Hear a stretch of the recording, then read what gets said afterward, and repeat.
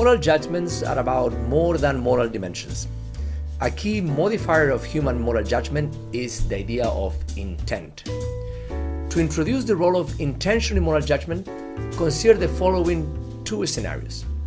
First, Alice and Bob are two colleagues in a software company who are competing for the same promotion. Alice has a severe peanut allergy, and knowing this, Bob sneaks into the office kitchen and mixes a large spoonful of peanut butter into Alice's soup.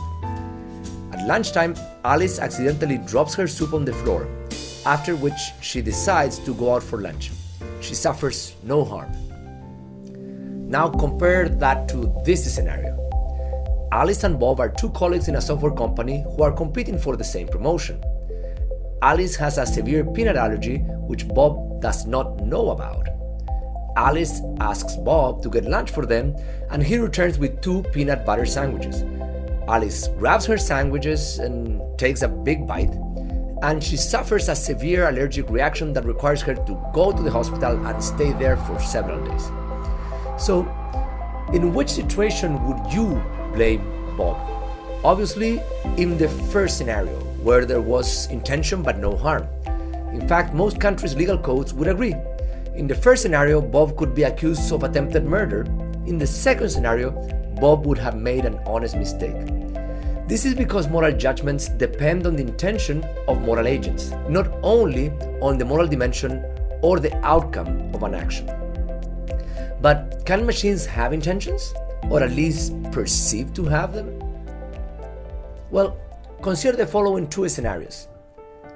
An autonomous vehicle designed to protect its driver at all costs swerves to avoid a falling tree. In its effort to protect its driver, it runs over a pedestrian. Now compare that to this scenario. An autonomous vehicle designed to protect pedestrians at all costs swerves to avoid a falling tree. In its effort to protect a pedestrian, the vehicle crashes against the wall, injuring its driver. These 2 scenarios have the same setup, but have different outcomes because the machines involved were designed to pursue different goals.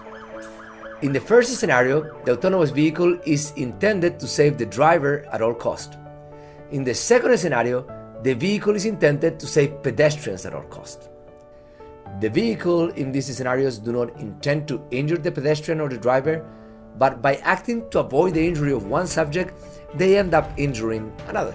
This is not to say that we can equate human and machine intentions, but rather that in the context of machines that are capable of pursuing goals, we can interpret actions as the result of intended, but not necessarily intentional behaviors.